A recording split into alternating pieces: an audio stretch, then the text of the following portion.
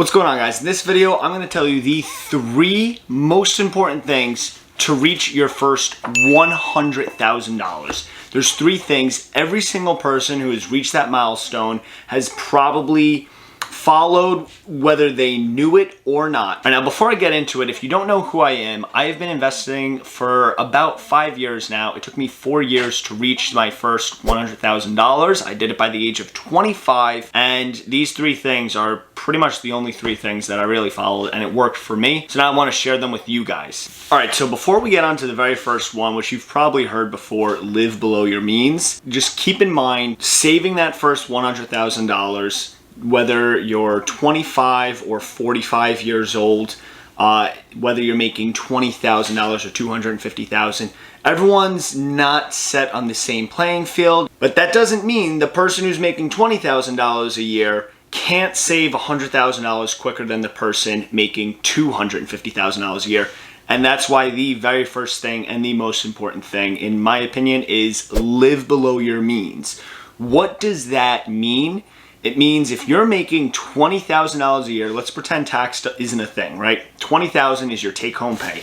Here's $20,000 right here, 2 stacks of $10,000. If this is your take-home pay and you are spending every single dollar of that $20,000, and then maybe you're whipping out your credit card and you're using that as well, you're not living below your means. Living below your means don't spend all $20,000 that you're making. Even if you're left with $100 at the end of the day, that's living below your means. This is not the best way to live below your means because you're spending $19,900, but you're still living below your means. So simply put, spend less than what you make. So let's use maybe a number that we could relate to more, because I'm sure if you're watching this, you're probably making more than $20,000. Maybe you're not making $200,000. Let's call it 50 grand. That's your take-home pay. That's after taxes. You are making $50,000. See what you could set aside. After you pay off your rent or mortgage, student bills, car loan, any kind of insurance, and then you got to feed yourself as well. After all of that, and before you start going out and buying new clothes or going to the movies or, getting drinks with your friends, figure out how much money you have left. So out of that 50 grand, that hypothetical 50 grand, let's say you spend 30 grand. That's how much you need to spend to live each year. And that's before you decide to enjoy yourself, whether that be you're going out with friends to get drinks, you're buying new clothes, whatever you do in your free time, doesn't matter. You spend 30 grand to survive, you're left with $20,000. Out of that $20,000, before you start spending money for pleasure, put money away. Put it into the stock market, put it into any kind of ETF, index, investment fund, whatever you're doing. Even if you're putting it into a savings account, that is still better than you just blowing it all on drinks or whatever you do. So put that money aside, whether it be 10%, 20%. Your goal is to save $100,000. You need to start putting money aside, live below your means, and then again, you could go and enjoy yourself, but that's after you save. That's after you know, okay, I made this $50,000, I need $30,000 to survive. Maybe I put $10,000 away each year, and now you have another $10,000 to go enjoy yourself. It sounds real stupid simple, but there are people out there making $400,000 a year and spending every last dollar. Don't be that person, and if you are that person, start cutting out the stuff that you don't need, okay? And even if you're someone who's living on a budget, maybe you just got out of school and you're thinking, there's no way I could save any money right now, look through your bank statement. If you have Chase, Chase will show you your monthly spending, and I urge all of you to click on the amount of money you're spending on food and drink. Click on that little section and you'll learn real quick, wow, I'm actually spending a decent amount of money going out. And if you're not, well, then maybe you don't have a life. But I'm here making videos for the internet, so who's to say I have a life? But guys, that is the first thing, probably the most important thing. Live below your means. It is so crucial to do that, to start saving and to make that way to 100,000. Now we move on to the second most important thing. And you're probably thinking that's investing, and it is not. It is paying off your bad debt. So there's a difference between good debt and bad debt. The second thing to do to save $100,000 is paying off your bad debt. I'm talking about your credit card debt, any kind of debt that has a very high interest rate. If you have a mortgage and your interest rate is 2 or 3%, that's not bad. if you have student debt, I have about $25,000 worth of student debt, but my interest rate is around 3%. That's not bad, okay? And that's not gonna kill me because I could make more money in the stock market. I can make 10% a year in the stock market, or 20, or if I'm investing in riskier stuff and they pay off, even more. But let's play it on the safe side. Let's say I can only make 7% in the stock market, or I only count the dividends I make, which is say 4%. That's still more than that 3% that I'm paying for my student loans. So I don't need to worry about paying that all off. I can make the minimum payment. Maybe I could pay a little bit more each month, but that doesn't matter because the interest rate is so low. When you have a credit card that is 17%, 24%, that's what's killing you. You're holding $10,000 on a credit card that's 24%, and then you have maybe a brokerage account that has $10,000 in it, only making 10%. At the end of the day, you are making negative 14% each year. So if your credit card is at a higher percentage, which is a negative percent for you, so if its APR is 24%, that's technically like you're losing 24% a year. And then if you are investing and you're only making, say, 10%, well, realistically, at the end of the day, it's net. Your net is negative 14%. So this isn't financial advice, but if I were in that person's shoes, I would probably sell all of my positions and pay off my credit card debt. Because I can make that 10% a year in the stock market, but I'm still paying that 24%. How can I make 24% a year? Well, simple. Let me take that 10,000, liquidate it, pay off all of my credit card debt, and now I'm no longer losing 24%. That's the smartest idea. It's very hard to get 24% a year consistently in the stock market. So the smartest thing to do is probably take what you have invested, or you have that extra money in your savings account, you're thinking about investing, but you still have a couple $1,000s to pay off on your credit card. Pay that off. I have never paid any kind of interest on my credit card. I never will. Anytime I use my credit card, almost instantly or within 24 hours, I'm paying it off. You may think that's crazy, but to me, it keeps me grounded and it lets me know how much is in my checkings account and make sure that I never overspend what I can afford. So I'm probably paying my credit card off. I just use one credit card. I'm probably paying it off maybe 7 or 8 times a month. Every single time I make a payment and I see that I have $100, $200, $300 I need to pay off, I hit pay. I just pay it off and my credit score is great and I get 1% back on everything, 2% back on the, I think if I eat out, and 3% back on, 5% back on Amazon because I have the Amazon Prime card.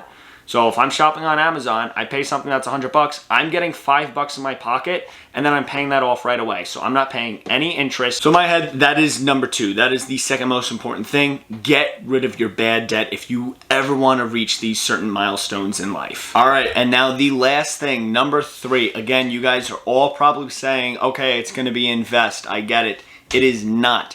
The third most important thing to do to make your way to $100,000 is read a book.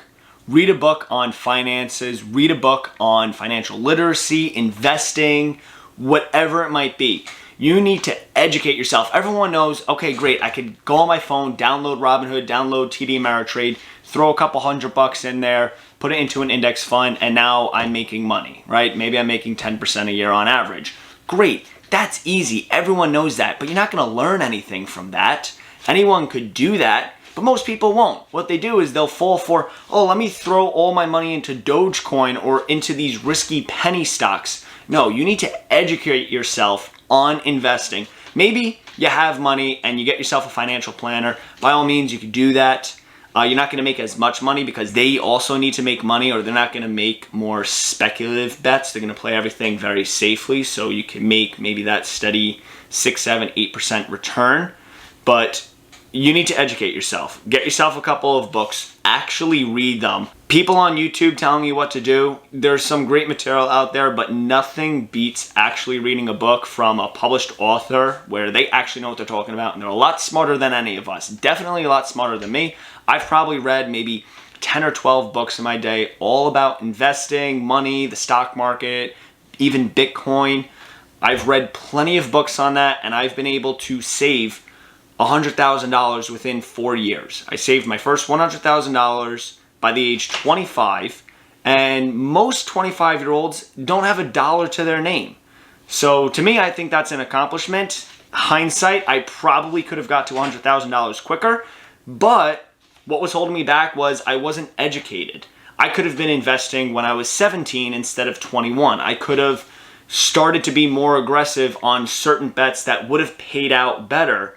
And the only thing that was holding me back was actually taking the time to sit down and learn this stuff. You don't become financially literate overnight. You don't become financially literate because you got handed maybe $10,000 because maybe a parent or grandparent passed away, or you had some kind of graduation party, or you were gifted money, or maybe you won the lottery. Just because you're gifted money doesn't mean you instantly know how to manage it. Most lottery winners lose all of their money. 70% of NFL players lose all of their money, I think, 4 years after they're retired. Most athletes lose all their money after they're retired. I remember NFL was 70%. I forgot where I heard that. Maybe it was a little bit higher, a little bit lower, but look it up. Professional athletes making millions of dollars a year, on average, well, the majority will lose it all after a couple of years that they're done and they're broke on the streets. So yeah, the easy answer is save your money and start investing, but you gotta learn how to invest. You gotta learn about index funds. You gotta learn about different types of fees that are out there. Dollar cost averaging is a huge thing. The market's very volatile right now. You could throw $10,000 into it today and we could have a crash tomorrow. Or you could take that $10,000 and you could slowly dollar cost average into the market, but you need to actually educate yourself on this. I have plenty of videos that talk about stuff like this, but nothing, and I'm telling you, nothing beats a book, guys. Pick up a book, learn about investing. You need to invest your money to actually make money, but before those two things, to review, pay off that bad debt and live below your means. You are going to save more money by living below your means than making 10% in the S&P 500 each year when you're starting out. It's going to be so annoying. You're going to think it's so pathetic saving $10 every single week. Maybe you have $1,000 in your investment account, and after a whole year, you look at your returns and you only made $100. And that feels like nothing. But you gotta start somewhere. I started from scratch. I didn't have a single dollar handed to me. When I graduated college, I think I had maybe $300 or $400 to my name. That was it. Well, technically I had negative money because I had, at the time, maybe $30,000 worth of debt, a car lease, which was $9,000. So I was in the hole, right?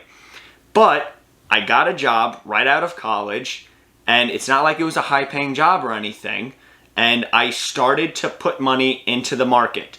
I put money into the market. I never went into any kind of bad debt, credit card debt, and I educated myself. I made better trades, better investments. Yes, I did mess around with day trading and it wasn't worth it, but hey, that was part of my learning experience. If you think you can be a successful day trader, go for it, but make sure you know what you're getting into.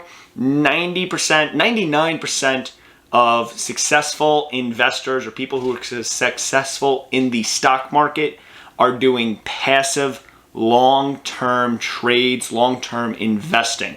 They're buying into a good index fund, they're buying into strong blue chip stocks, and yes, I would consider Bitcoin now blue chip, even though it's still very volatile and new, but these are all things you could do, but make sure to educate yourself, pay off that debt, and live below your means. But guys, that's all I have. Those are the 3 things to save $100,000 as quickly as possible, the 3 most important things. But let me know what you think I should have also went over. What did I miss? What's something that maybe you do to save money? If you're someone who's already saved $100,000, what's tips that you have for anyone else viewing that's maybe just getting started? Again, let me know in the comments. I think that'd be really cool to see what people do, what their strategies are, and rules that they live by to try to save more money. We're all in this together. But guys, I hope you enjoy this video, and as always, I will see you in the next one.